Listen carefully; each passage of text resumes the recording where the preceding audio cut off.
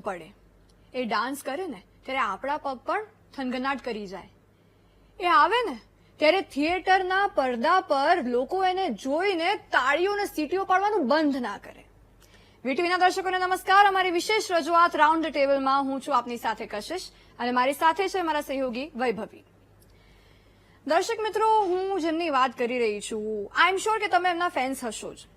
વર્ષોથી ઢોલીવુડે કમાલ કર્યું છે અને વર્ષોથી એ ઢોલીવુડ પર રાજ કર્યું છે. કોણે? એ અભિનેતાએ 100 થી વધુ ફિલ્મો કરી છે. 50 વર્ષ પૂરા થશે એમના આ ફિલ્મ ઇન્ડસ્ટ્રીમાં. અને એનું એક ફેમસ ગીત છે જેમાં એ કહે છે કે પલમાં હું દિલ જીતું, darling my name is Hitu. Hitu Kanodia આપણી સાથે છે. હિતુભાઈ, welcome. Thank you very much. What an introduction. Thank you very much. Hitubhai, મારે સૌથી પહેલા એક ક્વેશ્ચન, મને આમ ઘણા ટાઈમથી લાઈક તમારી મૂવીઝ જોતી હોય ત્યારે થતો હોય કે આપણે રૂરલ ગુજરાતીને સાઈડમાં રાખીએ, અર્બન ગુજરાતીમાં જ ખાલી કહું કે આટલા વર્સેટાઇલ કેરેક્ટર્સ તમે કર્યા છે. 31st માં એક પોલીસ ઓફિસર કે જે રેપ વિક્ટિમ સામે એવી રીતે લડે છે કે પોતાના ડિપાર્ટમેન્ટના લોકોને ખખડાવે છે. Yes. વશ લેવલ 2 માં એક ડિફેન્સિવ ફાધર એની દીકરી માટે બધું જ કરી જાય. Yes. પાર્ટીને માં ભૂત સાથે કોમેડી કરી જાય. Yes. તો તમને મારે એ પ્રશ્ન તો ના પૂછાય કે આ વર્સેટિલિટી કેવી રીતે આવી, બીકોઝ તમારા બ્લડમાં છે. પણ જયારે તમે પડદા પર એ જોતા હો, તમને એ અલગ અલગ કેરેક્ટર્સ ભજવતા, ત્યારે તમને કેવી લાગણી અનુભવાય? કે અરે યાર, પેલું મિસ થઈ ગયું, આનાથી આ બેટર થઈ શકત. અરે યાર, આ કેરેક્ટર કેમ મેં આ રીતે ના કર્યું, મારે આ કેરેક્ટર કરવું છે. એટલે બધું બહુ બાકી છે. એવું લાગે છે કે O God, I have just started. આ ફીલ છે આટલા વર્ષે. યસ. કલાકાર ભૂખ્યો હોય છે, સદાય ભૂખ્યો રહેવો પણ જોઈએ.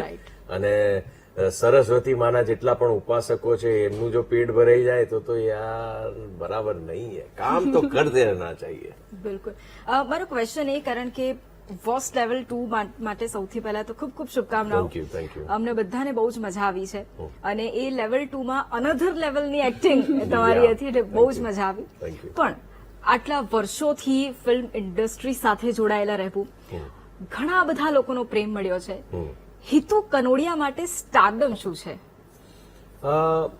જન્મ્યો ત્યારથી સ્ટારડમ જોયું છે, કારણ કે પપ્પા millennium mega star, such a biggest star of Gujarati film industry, કે આખા વિશ્વભરમાં બધા જ લોકો નરેશ કનોડિયાને તો ઓળખે જ. સો એમના જ ત્યાં જન્મ લીધો એટલે સ્વાભાવિક રીતે આંખ ખોલી ત્યારથી એ જ જોઈ રહ્યો છું.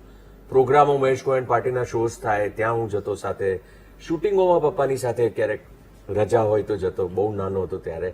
અને એ શોખ એવો લાગ્યો કે પછી હું ચાઇલ્ડ એક્ટર બની ગયો.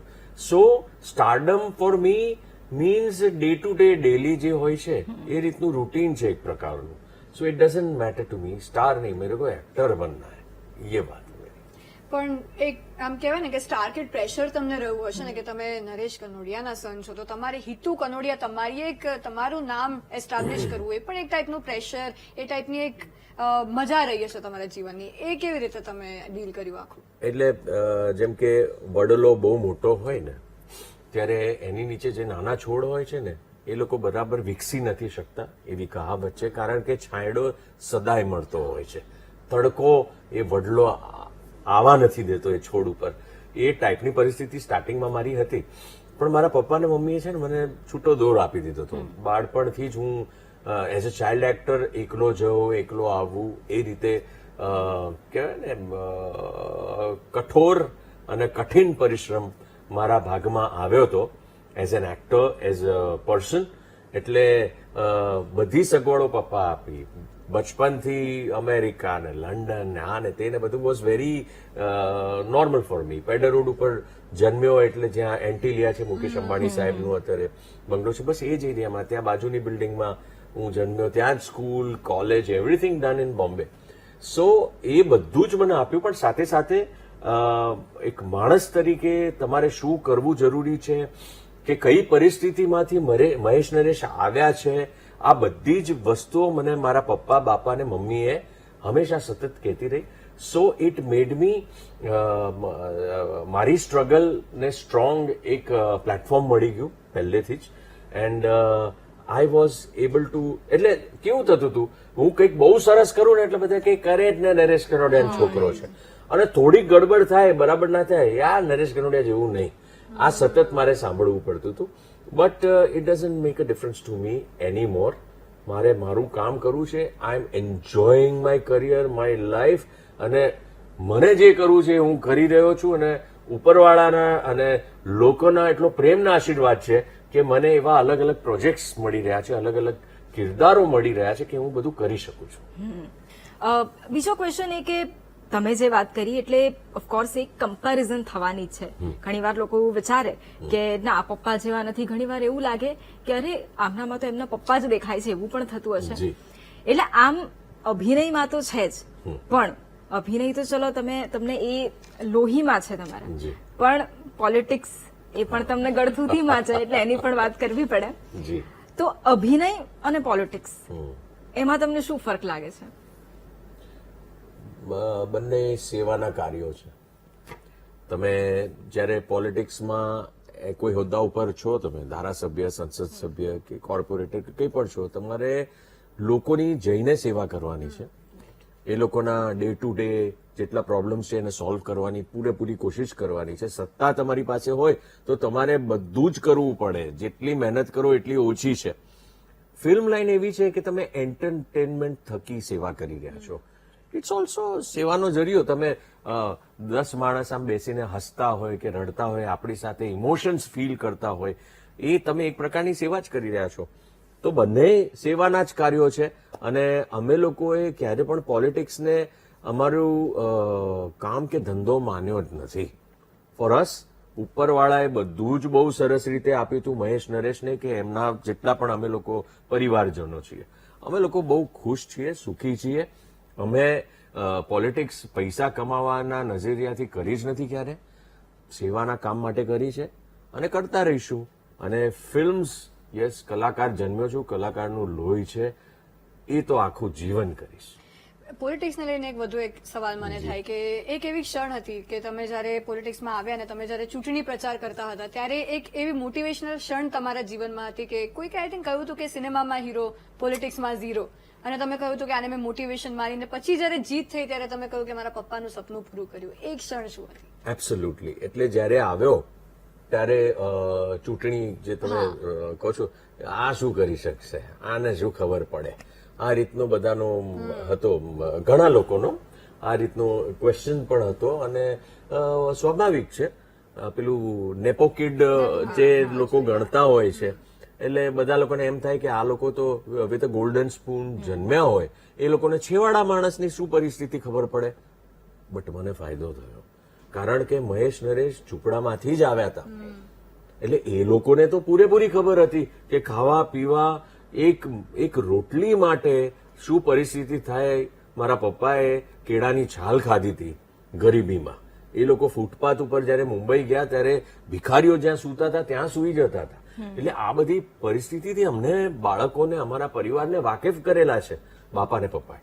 એટલે એ મારો પ્લસ પોઈન્ટ હતો. આઈ ન્યુ કે કઈ કઈ તકલીફો હોઈ શકે, અને એ રીતે પોતાની જાતને મેં ઢાળી અને વિસ્તારની અંદર કહો કે દરેક રીતે મેં મારાથી બનતી બધી જ કોશિશ કરી જેટલું મને ખબર પડે. એન્ડ ઇનફેક્ટ તમને એક બીજી વાત કહું, નવાઈ લાગશે તમને, કે હું ધારાસભ્ય તરીકે જે 5 વર્ષ મેં લોકો સાથે નીચે પલાઠી વાળીને બેસીને રકાબીમાં, તૂટેલી રકાબીમાં કેટલીથી ચા પીધી, લોકો સાથે વાતચીત કરીને, તો હું 5 વર્ષ પછી જયારે મને અત્યારે આઈ એમ ઓન અ બ્રેક અને હું અત્યારે માત્ર ફિલ્મો કરી રહ્યો છું, તો એની અંદર મને એ ફાયદો થયો as an actor. As an actor મારો જે એ 5 વર્ષનો પીરિયડ હતો MLA નો, ત્યારે મેં ફિલ્મો ના કરી. એના પછી ફિલ્મો ચાલુ કરી તો મારો નજરિયો એઝ એન એક્ટર આખો બદલાઈ ગયો હતો. બીકોઝ મારી અંદર હવે એક્ટરની સાથે સાથે એક હ્યુમન હતો, એક હ્યુમન ફિલિંગ હતા મારી અંદર. સો હવે એ ચલકાય છે અને મારા પરફોર્મન્સમાં તમે જોશો તો ક્યારે પણ તમને એક હ્યુમન ફીલ મળશે એઝ એન એક્ટર. સો મારા માટે તો ફાયદો જ થયો છે.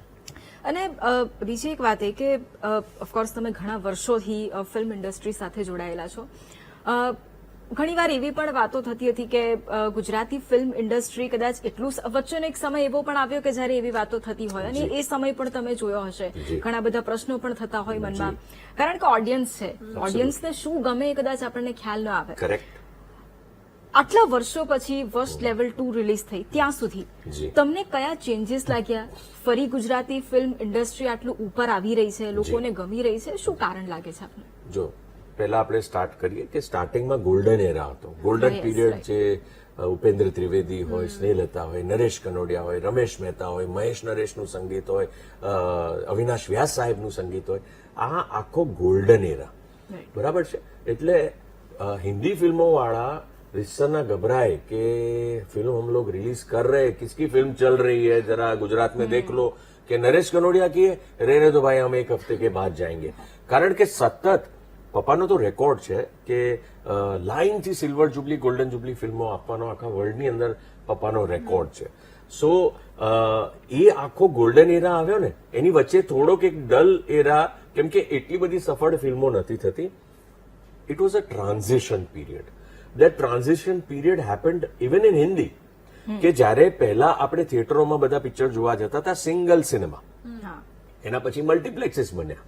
સો મલ્ટીપ્લેક્સમાં જતા પહેલા એક દોર આવ્યો હતો જ્યારે બધા વિડીયો કેસેટ ને સીડીઝમાં ફિલ્મ્સ જોતા હતા ઘરે બેઠા બેઠા. So that was a drop. That drop even ગુજરાતમાં પણ આવ્યો કે single cinemas and multiplexes. So multiplex સુધી પહોંચતા પહોંચતાનો જે પેલો ટ્રાન્ઝિશન પીરિયડ હતો ત્યારે થોડોક ગુજરાતી ફિલ્મ ઇન્ડસ્ટ્રીનો લો પીરિયડ આવ્યો હતો. સ્વાભાવિક હતું, આ સ્ટેટિસ્ટિકલી પ્રૂવન વસ્તુ છે. એન્ડ આફ્ટર ધેટ જ્યારે મલ્ટીપ્લેક્સમાં આવ્યું ત્યારે આખું જેનરેશન ચેન્જ થઈ ગયું હતું. હવે આ નવા જેનરેશનને એ બધું જોયો નથી, એ પીરિયડ જોયો નથી, ગોલ્ડન એરા જોયો નથી. એ લોકોને અડધા અડધ આર્ટિસ્ટો ખબર નથી કે આ લોકોએ શું કમાલ કરી છે, આ દિગ્ગજોએ શું કામ કર્યા છે. But that thing also happened in Hindi. ત્યાં પણ હવે તમે રાજ કપૂર ને દિલીપ કુમાર ને આ લોકોની વાતો કરો તો new generation who is that, they come up with that, you know. So it's not a question mark to the new generation. We love the new generation. અને સ્વાભાવિક છે, અમને પણ તમે સૈગલ સાહેબનું પૂછશો તો એ મેં નથી જોયેલું. So that's the way the thing runs. But now the period of Gujarati film industry જે રીતે ચાલી રહી છે મલ્ટીપ્લેક્સીસની અંદર, I am so happy to inform you કે છેલ્લા 10 મહિનાની અંદર ગુજરાતી ફિલ્મો માત્ર ગુજરાતની અંદર લગભગ 100 કરોડ રૂપિયા જેટલો બિઝનેસ કર્યો છે. અને મોટા ભાગની ફિલ્મો સફળ થઈ છે without having very big names, because એ કન્ટેન્ટ. આજનું જેનરેશન કન્ટેન્ટની પાછળ દોડે છે. They have been watching the world cinema. Corona was a boon for the film industry in a way કે કન્ટેન્ટ બહુ અલગ રીતે લોકોનો ઓડિયન્સનો અપ્રોચ બદલાઈ ગયો. એ લોકોએ અદભુત પિક્ચરો જોઈ અને એમાંથી એમને લાગ્યું કે નહીં યાર, આવી પણ પિક્ચરો હોઈ શકે છે વર્લ્ડ સિનેમાથી. સો એની સાથે સાથે ફાયદો દરેક ફિલ્મ ઇન્ડસ્ટ્રીને થઈ રહ્યો છે. આજે ઓટીટીમાં પણ એટલી જ ફિલ્મો જોવાય છે અને થિયેટરોમાં પણ પિક્ચરો સરસ ચાલી રહી છે. ખાસ કરીને રિજનલ સિનેમા જે રીતે આગળ આવી રહ્યું છે, અમે લોકો ગદગદ થઈ ગયા છીએ કે ભાઈ વર્ષ લેવલ 2 ના આ પ્રકારનો પ્રતિસાદ મળી રહ્યો છે, જે કાંતારા વખતે મલયાલમને મળ્યો અને આજે મલયાલમ ક્યાંથી ક્યાં પહોંચી ગયું છે. જ્યાં શ્વાસ ફિલ્મ મરાઠીમાં આવી હતી એના પછી થિયેટરોમાં જવાનો મરાઠીનો દોર ચાલુ થયો હતો. There are few cult films, few such films જે આખો એક રેવોલ્યુશન લાવે છે. વર્ષ level 2 is one of them અને I am so happy about it. Definitely. તમે મૂવીઝ એની વાત કરી તો તમારા એક્ટિંગ જર્ની વિશે પણ મારે એક સવાલ પૂછવો છે કે તમે સ્ટન્ટ્સ પણ તમારે એ સમયે જાતે કરતા? એક ઇન્સિડન્ટ પણ હતો કે તમે કીધું કે ના મારે જાતે કરવું છે, પછી થોડીક ઇન્જરી પણ થઈ ગઈ હતી. ઇવન તમારા શૂટિંગ ટાઈમમાં તમે ક્લાસિકલ સોંગ્સ, તબલા, ભજન એ બધું કરીને પણ લોકોને એમાં પણ બીટીએસ પણ તમે એન્ટરટેન કરવાનું નથી મૂકતા. એ જર્ની શું છે?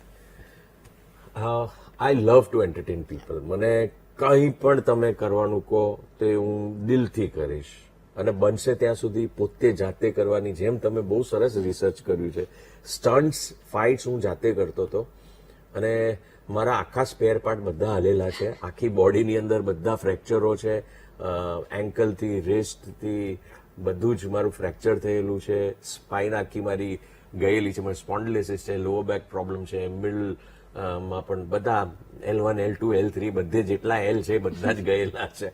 સો પણ એ મારો ગમતો વિષય છે, મારે કરવું છે.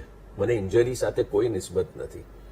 કંઈક કરવા જાઓ તો ઇન્જરી થાય, અને કામ કરતા કરતા, શૂટિંગ કરતા, મેકઅપ કરતા કરતા પણ હું ગુજરી જઈશ તો મને કોઈ વાંધો નથી. તમે જે વાત કરી, આઈ થિંક દરેક ફિલ્મ હોય, કોઈ પણ ફિલ્મ હોય, એમાં પોતાને તૈયાર કરવામાં એક સમય લાગે, તમારે ટાઈમ આપવો પડે, તમારે એ કેરેક્ટરના હિસાબે સેટ થવું પડે. ફોર એક્ઝામ્પલ વોચ લેવલ 2, તો એમાં જે તમારો રોલ હતો એના માટે પણ તમે એવી તૈયારીઓ કરી હશે. Yes. વોચ જે ફર્સ્ટ આવ્યું એના માટે પણ, રાડુ જેવી મૂવી માટે પણ તમે એવી તૈયારીઓ કરી હશે. તો જેટલા પણ યંગસ્ટર્સ છે કે જેમને પણ હવે ફિલ્મ ઇન્ડસ્ટ્રીમાં આવું છે, જે એક અભિનેતા બનવાનું સ્વપ્ન જુએ છે, જો એમણે પોતાની જાતને તૈયાર કરવી હોય તો એ કેવી રીતે કરી શકે? કોઈ પણ કેરેક્ટર હોય, કોઈ પણ રોલ હોય એની માટે ઇન્સ્પાયર થાઓ, કોપી ના કરો.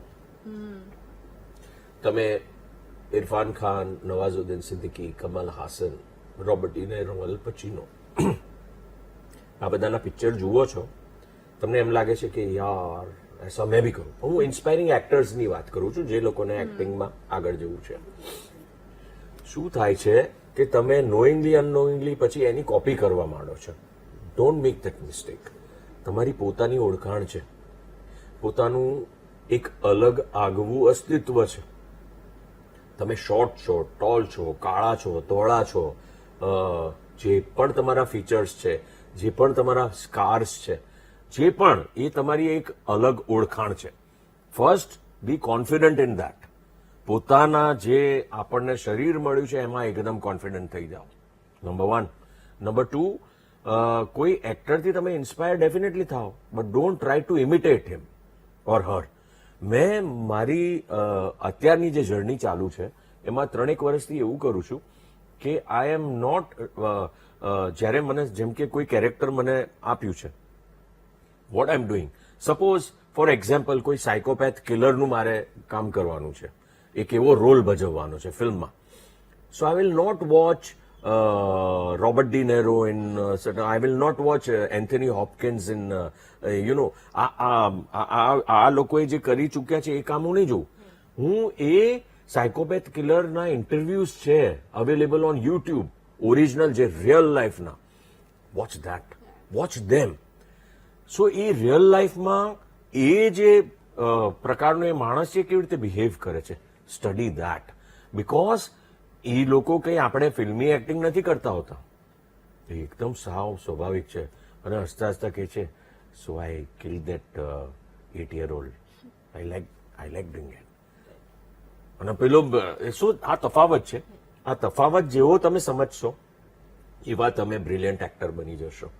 You have to be as natural as possible. અને બીજી એક વાત, હવે એક ટીપ પણ આપી દઉં તમારા માધ્યમથી, કે એક્ટિંગ એ છે જ્યારે તમે આંસુ રડતા હો છો તો રડો નહીં, રડવાનું છુપાવો. That is acting. Because real લાઈફમાં જેમ કે પુરુષ હોય છે એ વધારે રડી નથી શકતો, so he will be hiding, he was to cry but he is hiding. Same way તમે ડ્રંક છો તો ડ્રંકની એક્ટિંગ ના કરો, try to hide the drunk. So these are a few tips એ તમે લેશો એટલે you will become a good actor. જે વર્લ્ડની અંદર, જે વર્લ્ડ સિનેમામાં મોટા મોટા કલાકારો અને કસબીઓ જે ફોલો કરે છે એ આ પદ્ધતિ ફોલો કરે છે. તમારી લાઈફનો વધુ એક ઇન્સિડન્ટ કે એક નાની છોકરી તમને ગોવિંદા સમજી લીધા હતા એક સમયે, અને પછી તમે ગોવિંદાનો ડાન્સ કર્યો તો એને ખુશ કરવા માટે ગોવિંદા બની તમારા હેરકટના કારણે, એ શું હતું? ગોવિંદા સાથે એક બીજી પણ વાત સંકળાયેલી છે. હવે તમે વાત લાયા જ છો તો, ગોવિંદા વોઝ પાપાસ ફેન. મહેશ કુમાર પાર્ટીના શોઝ થાય ને ત્યારે મુંબઈની અંદર બિરલા માતૃશ્રી હોલમાં જઈને પાછળ એકદમ બેસે, ગોવિંદાને જોવે પપ્પાને. તો યુ મસ્ટ હેવ સીન કે એ પપ્પાની જેમ આમ કમરે દુપટ્ટો બાંધીને એણે ગીતો પણ કર્યા છે. સો યુઝ ટુ લવ પપ્પા what he use to do on Mahesh Kumar party stage. અને હું Govinda fan, I love the way. એટલે ગોવિંદા સાહેબ હોય કે પછી જોની લિવર સાહેબ, પપ્પા બાપાના ફેન, પગે પડે બાપા પપ્પાને જ્યારે પણ મળે ત્યારે, અને કહે છે કે મુझे મહેશ કુમાર પાર્ટી में થોડી કંઈક આइटम करने के लिए आप जगह दीजिए. પણ એટલું ટાઈટ હોય કે એમને અમે બાપા પપ્પા ચાન્સ ના આપી શકે. સો આ પ્રકારના આ મહાન લોકો જે બધા કલાકારો છે ને, એ કેટલા સોફ્ટ, કેટલા યુ નો, કેવું એમનું, they are so good humans, only then the performance comes out so well, you know. અને એટલે ગોવિંદાનો હું ફેન હતો એટલે મને તમે અત્યારે કહો તો પણ હું ગોવિંદા જેવું કરી શકું છું. આઈ લવ દેટ. આપણી સાથે રાઉન્ડ ધ ટેબલમાં હેતુ કનોડિયા છે. આપણી ચર્ચાને આગળ વધારીએ.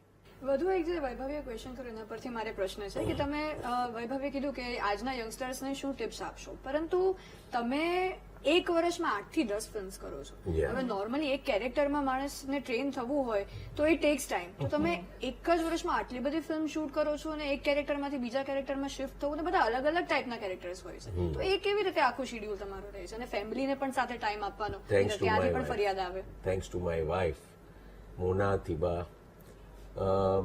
શી is a brilliant actress herself, અને એ આટલું બધું સુપરસ્ટાર એને પણ જોયું છે એઝ અ હિરોઈન. એને ખબર છે કે આમાં કેટલી મહેનત કરવી પડતી હોય છે. એ મને પૂરેપૂરી છૂટ આપે છે કે તમે સામાજિક જે પણ સોશિયલ જે પણ ઇવેન્ટ્સ હોય કે આ તે એ બધાની તમે પરવા ના કરો. હું બધે રિપ્રેઝેન્ટ તમને અને આપણા પરિવારને કરી લઈશ. તમે આપણા દીકરા રાજવીરની ચિંતા ના કરો. એની સ્કૂલ ને એનું ભણતર અને એને ઉછેર હું મારા હિસાબે સરસ કરી લઈશ. તમે માત્ર કોન્સન્ટ્રેટ ઓન યોર પરફોર્મન્સ. મને એટલું સરસ એણે એક જગ્યા આપી છે, એક સ્પેસ આપ્યો છે કે ખરેખર she is the best wife in the world and I am loving it the way she is handling me. મારું ધ્યાન પણ રાખે, મને સ્પેસ પણ આપે અને બધો ભાર પોતાની ઉપર લઈને ચાલી રહી છે. અને આ ફેમિલીની વાત કરી છે એટલે આઈ થિંક અત્યારના સમયમાં કે બધા એવું માને છે કે ના અમને થોડી સ્પેસ જોઈએ, અમને એકલા રહેવું છે. જોઈન્ટ ફેમિલીમાં તો લગભગ હવે કોઈ નથી માનતા. અને એમાં વર્ષોથી અમે તમને જોયા અને એ જોઈન્ટ ફેમિલીમાં પણ એવો પ્રેમ હોવો. તમે ગમે તેટલા મોટા થઈ જાઓ, ગમે તેવી ટોચ પર પહોંચી જાઓ અને ફેમિલી માટે એ જગ્યા હોવી એ બહુ જ મોટી વાત છે.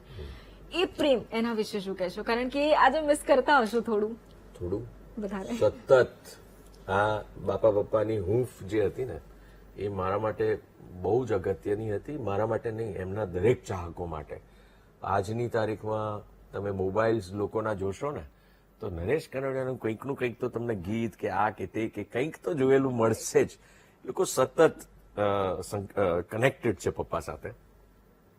સો એ મને ખોટ તો હંમેશા રહેવાની જ છે. બટ યુ નો પરિવાર જ્યારે સાથે હોય છે, આપણા વડીલો સાથે હોય છે, એ યાર એક પ્રકારનું એટલું તમને છૂટ આપી શકે છે તમારા કામમાં. ચલો આપણે for the new generation let's talk about work. You can work so many things if you have your mother or father taking care of your kids or of your house. કેટલું તમે કરી શકો છો, એ કેટલી સરસ વાત છે. અને આજના વડીલો પણ, મા બાપ પણ લગભગ એવા થઈ ગયા છે કે છૂટ આપે છે પોતાના બાળકોને, એમની પત્નીઓને, કે એક પ્રકારનું એક અલગ રીતે એમને જીવન જીવવાની એક એમને રસ્તો આપી જ દીધો છે. બહુ એક્સેપ્ટ કરી લીધું છે મા બાપે ને બધાએ. તો આપણે પણ ન્યૂ જનરેશન પણ એ લોકોને એક્સેપ્ટ કરીને જો સાથે રહેશો બહુ મજા આવશે. મને તો બહુ મજા આવે છે. We are in joint family. હું જન્મ્યો ત્યારથી એટલે વી આર એન્જોયિંગ લાઈફ. મજા આવે છે ધમાલ. એટલે તમને ફ્રેન્ડ્સની ખોટ પણ ના પડે. ભાઈ બહેન જ એવા બધા સાથે હોય કે તમે કોઈ પણ ફેસ્ટિવલ, કોઈ પણ આ તે, એ એન્જોયમેન્ટ જ અલગ છે ભાઈ. એટલે એક તો લોનર બધા બની ગયા છે. લોનર ના લો રહ્યા, એમાં પછી થેરપી કરાવવાનું, થેરપી આવશે. ગાંડા થઈ ગયા છો બધા, એકલા રહેવાનું બંધ કરો. આપણને હ્યુમન્સ છીએ, વી નીડ કનેક્શન્સ. એટલે લોકો સાથે કનેક્ટેડ રહો. માત્ર ઇલેક્ટ્રોનિક ગેજેટ સાથે કનેક્ટેડ રહો છો એના કરતા હ્યુમન જેટલા રહેશો ને એટલી લાઈફ જીવવાની વધારે મજા આવશે. અને તમે યંગસ્ટર્સની વાત કરી છે ને એટલા માટે મારે આ વાત કરવી છે, કારણ કે ઓફકોર્સ તમે શરૂઆતમાં આપણે ઇન્ટરવ્યુ ચાલુ કર્યું એના પહેલા એ વાત થતી કે અત્યારે તમે કેટલા બિઝી છો. પણ મને ખબર છે કે જો તમે ઘરે જશો એટલે સૌથી પહેલા પપ્પાને પગે લાગશો. અહીંયાથી આવતા પહેલા પણ પપ્પાને પગે લાગ્યા હશો. એ શરૂઆત કદાચ મને એવું લાગે છે કે અત્યારના સમયમાં લોકો એટલા હોય નહીં બિઝી, પણ પોતાની જાતને એટલા માનવા લાગ્યા છે, મોબાઈલમાં ઉલઝાયેલા રહેતા હોય છે કે ખરેખર એ ભૂલી ગયા છે કે ખરેખર તમારા વડવાઓ છે એના થકી તમે અત્યારે છો. એટલે એમના માટે યંગસ્ટર્સને શું સલાહ આપશો કે નહીં, મા બાપને માન આપો? મંદિર ના રાખો ઘરે, ચાલશે. ડોન્ટ વરી, ભગવાન ક્યાંય નહીં જવાના. મંદિર ના રાખો તમે, એ આપણી સાથે આપણે અંદર આપણે ભગવાન જ છીએ માની લો. બટ મા બાપને તમે જેમ કે હું એક સિમ્પલ તમે પણ મસ્ત આખું રિસર્ચ કરીને આવ્યા છો, મમ્મી ને પગે લાગુ, જ્યારે પણ બહાર જવાનું, બહારથી પાછો આવું ત્યારે મમ્મીને પગે લાગુ, પપ્પા બાપાની છબીને પગે લાગુ. એ આશીર્વાદ જે છે ને, એવા આશીર્વાદ તો યાર લકી લોકોને જ મળે. આજે મારા પપ્પા મને જે આમ કરતા હતા ને એ હું મિસ કરું છું. મારા મમ્મીને 2 હાથે કરવું પડે છે, આ પપ્પાનું આ મારું. So that gives you strength. એ તાકાત છે તમારી, એ તમને એક આપે છે એક આશ્વાસન કે તમે એકલા નથી, અમે છીએ તાળી પાછળ. સો all the youngsters do this much at least. 2 વસ્તુ કરો, એક તો પગે લાગવાનું ચાલુ કરો. એમાં આપણે બેન્ડ થવાથી કંઈ આપણી મહાનતા ઘટી નથી જવાની. Don't keep so much ego buddy. Just go and touch your feet, touch your parents feet. And બીજી વાત, બહાર હો બહારગામ હો તો એટલીસ્ટ એક ફોન પપ્પાને કાં તો મમ્મીને રોજનો એક ફોન કરો. Trust me, it is going to make you very happy. તમારા લાઈફમાં એક એવી ક્ષણ જીફામાં અમે જોઈ હતી એ સમયે કે જ્યારે તમે પરફોર્મ કરી રહ્યા હતા સ્ટેજ પર, તમારું એ જે સોંગ મેં સ્ટાર્ટિંગમાં કહ્યું એ ટાઈમે નરેશ કનોડિયા તમારા ફાધર એટલી ક્લેપ્સ કરી રહ્યા હતા. અને પછી એક એવી ક્ષણ હતી કે જ્યારે એ તમારી જોડે સ્ટેજ પર હતા અને જ્યારે પરફોર્મન્સ પૂરી થઈ ત્યારે તમને કીધું શ્વાસ તો નથી ચડ્યો. That is Naresh Kanodia film. અલા થાકી ગયો, શ્વાસ ચડી ગયો. હું વર્ષોથી આ જ કરું છું, 35 હિરોઈન સાથે, હજી મને શ્વાસ નથી ચડ્યો, તને ચડી ગયો. યાર બાપ હોતા હે, ત્યારે મારે કહેવું પડ્યું હતું, અને બાપ જ છે. અને આઈ થિંક ફેમિલીની મેં વાત કરી, અને આઈ થિંક તમે જે રીતે વાત કરી, બહુ જ પપ્પા ભલે આમ કહેતા ના હોય, કદાચ તમને કોઈ દિવસ એવું કીધું ને કે તું બહુ જ સરસ કરે છે, પણ મનમાં એ થતું હશે કે ના કોઈ દિવસ કીધું નહીં હોય. અને એટલા જ માટે જ્યારે ફેમિલીને જ્યારે તમે જુઓ, અને કારણ કે એમના મોટા ભાઈ એ જ્યારે બેડ રેસ્ટ પર હતા અને આઈ થિંક એમને પેરાલિસિસ થઈ ગયો હતો એ લાસ્ટ ટાઈમ, અને છતાં પણ એમને એમની સાથે વાત કરવી, એમની સાથે બેસવું, ભલે એ સાંભળે ન સાંભળે, જવાબ આપે ન આપે, પણ એમની સાથે વાત કરવું. જીવનમાં આમ જોઈએ ને ઘણું બધું શીખવા મળે છે કે તમે કોઈ પણ પરિસ્થિતિ હોય એમાં તમે શાંત કેવી રીતે રહી શકો, તમે કોઈ પરિસ્થિતિને પાર કેવી રીતે પાડી શકો.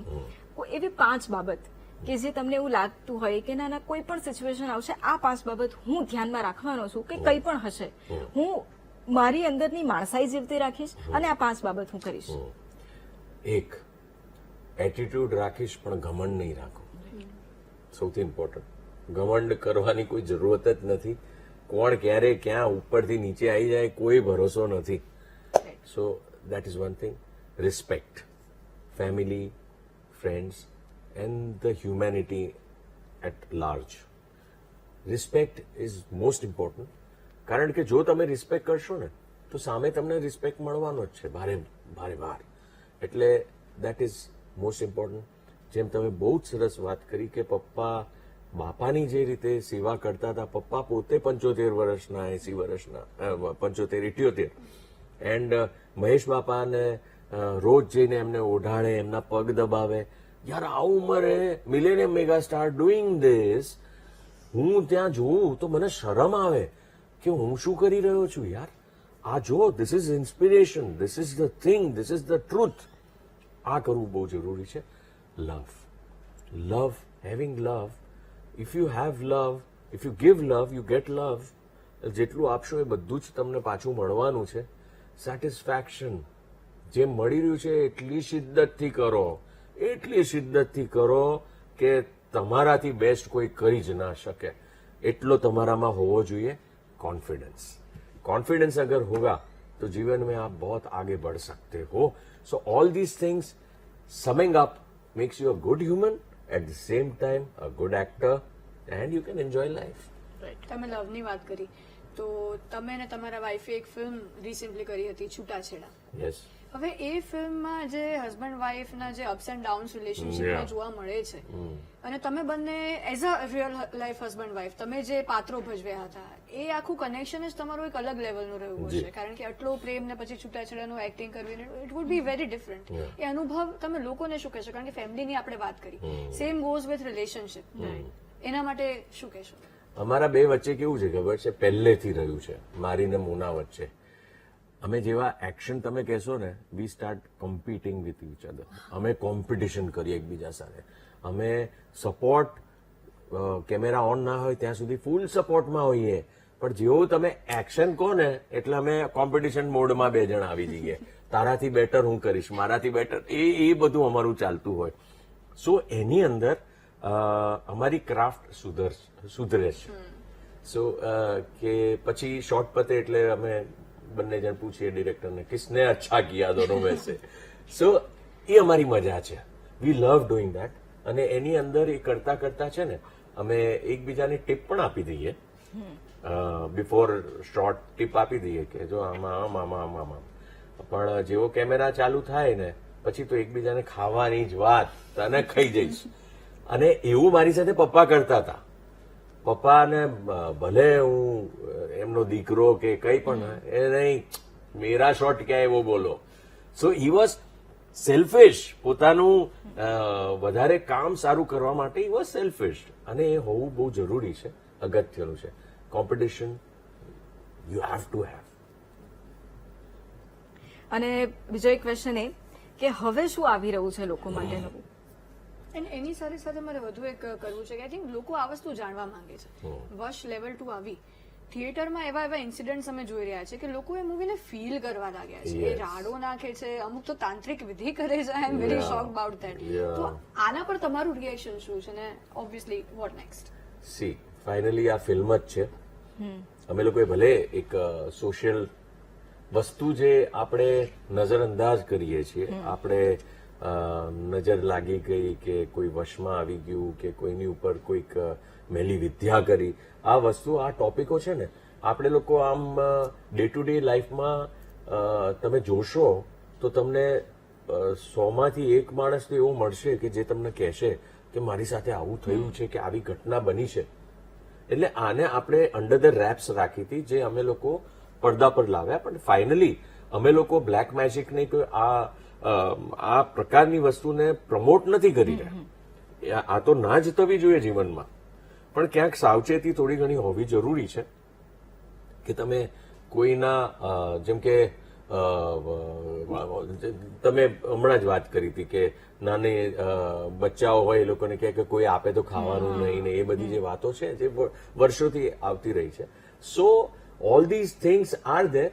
બી અ લિટલ કેરફુલ. અમે વસ્તુને પ્રમોટ નથી કરતા, ખાલી એક કોશન રહેવાની એક વાત કરીએ છીએ. રાઈટ.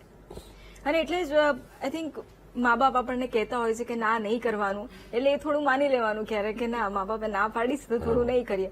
અને ઘણીવાર એ બહુ સારું લાગે કે ફિલ્મોના માધ્યમથી એક સંદેશ પણ મળે છે. યસ. એટલે આગળ એવું તમને આ ફિલ્મ થકી એવું લાગ્યું કે ના, એક બહુ સારો મેસેજ આપ્યો, એટલે ક્યારે એવો વિચાર છે કે ના હવે એ સાઈડમાં પણ આગળ જવું છે કે જેથી લોકોને બહુ સારા મેસેજ મળી જાય? યસ. એટલે જેમ તમે વાત કરી કે ભાઈ થિયેટરોમાં બધા આઈને તાંત્રિક વિધિ ને બધું કરવા માંડ્યા છે, એટલે એવા ગાંડા ના કાઢતા લ્યા. એ બધું બધા લોકો ચાલુ પડી ગયા છે, આવું કરવા માંડ્યા છે. એટલે આઈ અન્ડરસ્ટેન્ડ. ક્રેઝ આપણામાં આવી જાય છે એટલે સૈયારામાં પણ બધું બધા રોતા હતા અને ખબર નહીં શું શું દુઃખી આત્માઓ બધી ઉભરીને બહાર આવી હતી. એટલે એવા ગાંડા ના કાઢતા. ફિલ્મ એક માધ્યમ હોય છે, એમાંથી આપણે what you have to take એ આપણને અન્ડરસ્ટેન્ડિંગ હોવી જોઈએ કે આ પિક્ચર જોવાથી આની અંદરથી મને આ એક મેસેજ મળ્યો છે. અને જ્યાં સુધી તમે મેસેજ, સોશિયલ મેસેજની વાત કરો છો, મારી જેટલી ફિલ્મો હોય છે ને, 10 ફિલ્મમાંથી 5 ફિલ્મ ઓફ સોશિયલ મેસેજ હોય છે. લાઈક 31st હોય કે એ પ્રકારની બધી. ભારત મારો દેશ છે મારી એક ફિલ્મ આવી હતી, ઘણા બધા અવોર્ડ્સ પણ મળ્યા છે. એવી ઘણી બધી મારી ફિલ્મો હોય છે કે જેમાં હું સોશિયલ મેસેજ ક્યાંક ને ક્યાંક આપતો જ રહેતો હોઉં છું. 3 એક્કા જેવી એન્ટરટેનિંગ ફિલ્મ, ધમાલ ફિલ્મ હતી, બટ મારો તો મેસેજ જ હતો કે પત્તા રમવાની જે વાત છે એ તો કૃષ્ણ ભગવાને કીધું નથી, એ તો આપણે લાયા છે. જુગાર રમવાની વાત ક્યાં કીધી છે કૃષ્ણ ભગવાને? સો મારી દરેક ફિલ્મની અંદર કંઈક ના કંઈક એવા મેસેજીસ છુપાયેલા હોય છે. હું એમ સમજુ છું આટલા વર્ષો એઝ એન એક્ટર કામ કર્યા પછી જવાબદારી પણ આપણી એક બની જતી હોય છે. આટલા લોકો આપણી સાથે કનેક્ટેડ છે તો એ લોકોને કંઈક ઉપદેશ તો નહીં પણ એક સારી વાત કંઈક ઝીણી ઝીણી કરવી જોઈએ લોકોને. તમે આટલી 150 અરાઉન્ડ જેટલી ફિલ્મ્સ કરી છે એમાંથી તમારી સૌથી ફેવરેટ કઈ? બહુ મુશ્કેલ છે. બહુ જ મુશ્કેલ, પણ અત્યારે તો ઓફકોર્સ વશ લેવલ 2 જ આવે છે, કારણ કે એમાં મેં મારો આખો કરિયરનો નિચોડ નાખી દીધો. મેં એક પણ ફ્રેમ, એક પણ શોટ એવો નથી કર્યો કે જેની અંદર તમને જૂનો હિતુ કનોડિયા દેખાશે. એક પણ શોટ મારો એવો નથી જેમાં તમને એવું લાગશે કે આ તો પેલો ને, તમને એવું જ લાગશે આ અથર્વ છે. અને મને લાગે છે એ મારી જીત કહેવાય એઝ એન એક્ટર, અને I am so happy about it.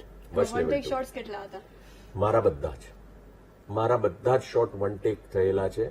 અને કૃષ્ણદેવ યાજ્ઞિક, અમારા ડિરેક્ટર રાઇટર, એમની સાથે એવું કનેક્શન હતું કે અમે માત્ર ઈશારામાં જ સમજી જઈએ શું કરી રહ્યા છે, શું કરવાનું છે.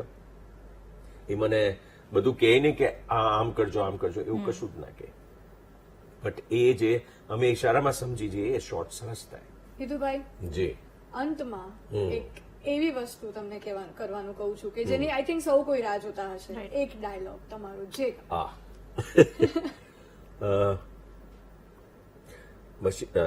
વશનો જ, વશ લેવલ 2 નો ડાયલોગ બોલું છું. પ્રતાપ, કે તારા જેવા બીજા કેટલા છે?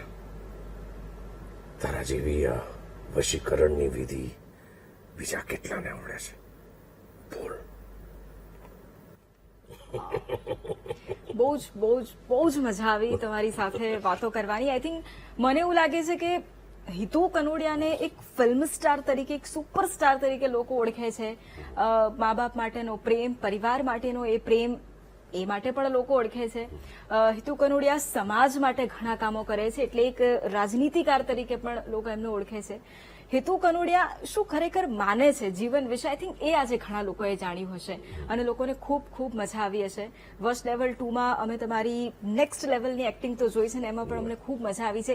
એ આશા સાથે કે હજુ પણ અમને ખૂબ સરસ આવી મૂવી મળતી જ રહેવાની છે ને અમે ફરી એક વખત તમને બોલાવીશું જ્યારે આવી કોઈ સુપરહિટ મૂવી તમે અમને આપશો.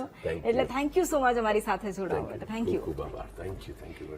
અને રાઉન્ડ ધ ટેબલમાં આજે હિતુ કનોડિયા આપણી સાથે જોડાયા. ખૂબ બધી વાતો તેમની સાથે કરી. આઈ હોપ કે તમને બધાને પણ ખૂબ મજા આવી હશે. આવતા રવિવારે ફરી એક વખત નવા વ્યક્તિ વિશેષ સાથે મળીશું. ત્યાં સુધી રજા આપશો. નમસ્કાર.